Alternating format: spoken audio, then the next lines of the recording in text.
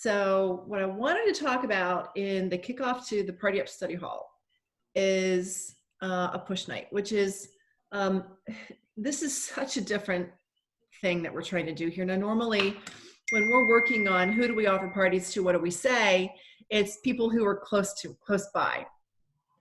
What I want to suggest is that for tonight, focus on people who are not anywhere near you, because you got the rest of your life to do parties with those people. But I really believe strongly that right now we have a special window to do parties with people who are in other parts of the country really easily, because they're home, they're becoming digitally savvy, and they're looking for something fun to do. They probably have never had a party with Touchstone, most likely. And this is our window to reach out to them. So you think, okay, well, maybe I know 50 people who live in other places, or 20 or whatever, but not all of them would actually qualify as a good candidate for a party, because the people who are not tech savvy and social media savvy, or are not adventurous enough to learn to do these things, are not going to be a good candidate, because it really requires a hostess who has a little bit of confidence in this area. For me, I'm sitting here, I've actually saved some work for tonight to do this tonight with some people. So what I'm doing is I'm going through Instagram and Facebook to see who among my friends, people that I know, who don't live near me and always have stuff going on a story, either an Instagram story or on a Facebook story, or they post a lot, whatever. And they seem to have a lot of likes. They get a lot of clicks, either on Insta or on Facebook. Because what we're looking for is people who are socially connected and fearless and don't live near us, okay?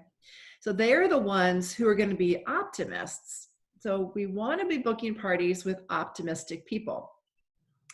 They are far less likely to say, oh, none of my friends can afford this, right? They won't think like that. They will think, oh, it's something social and fun, and it's pretty, and it's blingy, and it's Swarovski. Why wouldn't I want to say yes? Those are the people that we're looking for. We're trying to up our chances of getting yeses with people. And even if you can come up with, like Alicia did the other day, 10 names of optimistic, socially connected people who live in other parts of the country, that's a great start. And that's my plan for me tonight, is to come up with a list of 10 names.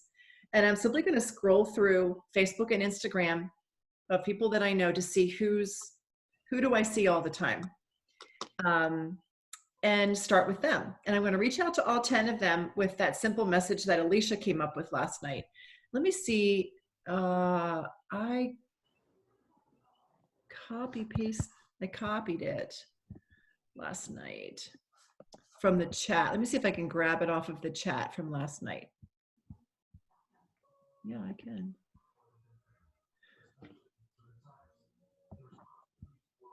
So here it is.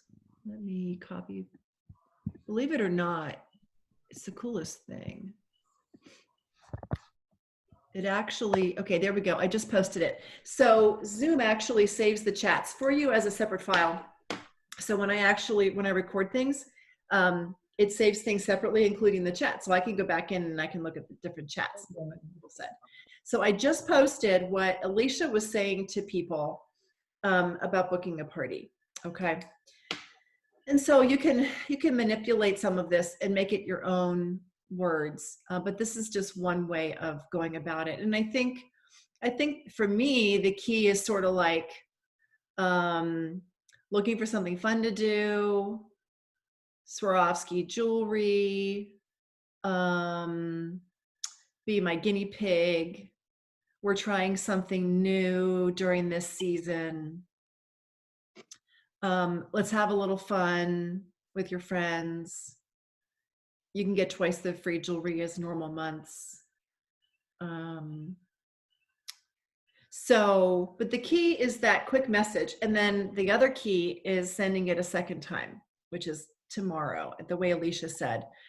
Just send it as if you didn't send it the first time. Okay.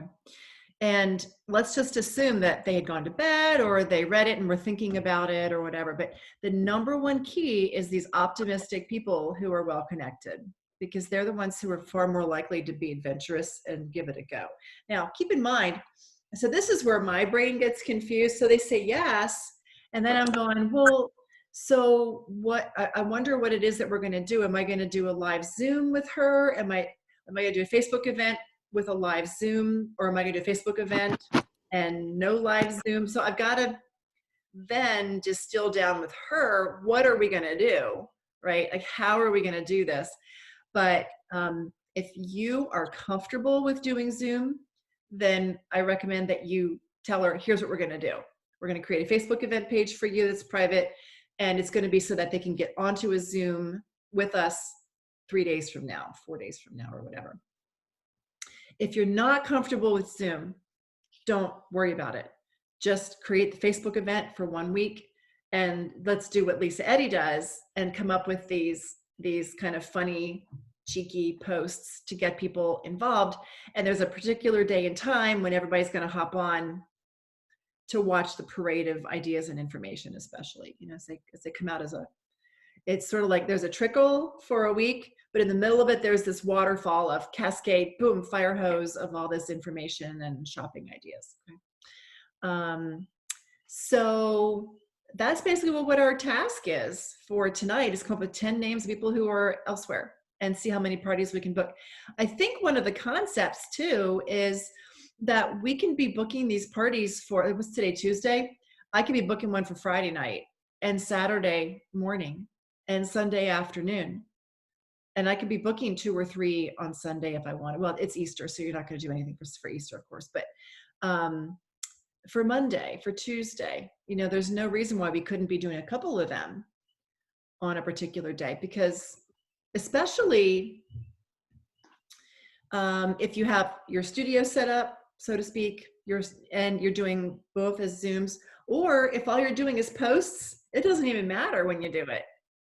You know, I mean, you could have your whole format ready to go, and you know what your posts are, and you could be posting it, you know, 1 hour here and the next hour there. So that's where I want you to be thinking about how the when, you know, we're talking about the why, the when, the who, and the what. Typically, why am I doing this? What's my why? When can I work? Who am I offering it to? What am I saying? Well, it's so different right now, because the when could be 3 days from now. And then from that party, you could book another party 3 days after that. We could have multiple generations of parties all in this same month. It's going to be really fun to trace it back. I challenge you to do that. See if you can keep a party train going, because that's really fun. See what happens. See if you can keep parties going. So, okay, thoughts, embellishments, ideas? How does that sit with you all?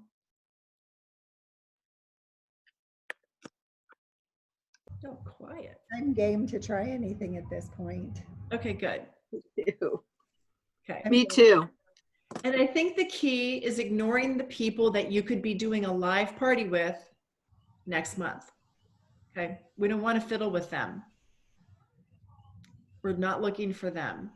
We're looking for the ones that we can't do a live party with ever. Okay? And start with them. Wendy, were you laughing at me? Was that a laugh? Why? Can't do a live party with ever. Ever. Just, Because of where they, far away. I will never do a live party with you. Well, you have me thinking, because of where they live. I have all my PGA people who I don't get to see anymore, and they're all over the country. So I got to figure out a way to worm my way in there again and say, hey. Are they, well, and again, pick the ones that are most comfortable on social media and with technology. And then say, hey, I thought of you. We're trying something new with our company, and I'm looking for the tech savvy social influencers like you to help us test something out. And you get a whole lot of Swarovski sparkle for a tiny little bit of effort. So that's what we're trying to convey in this. Does that make sense, Wendy? Uh-huh. Well, and I have to tell you something to figure out how to make this work. So this is Florida, excuse my French, but Florida sucks when it comes to unemployment.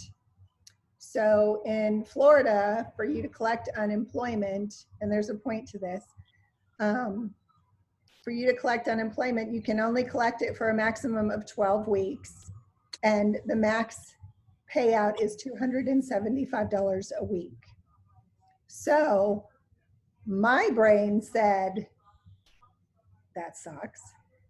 But if you do one party at $1,000, right there, that's $250.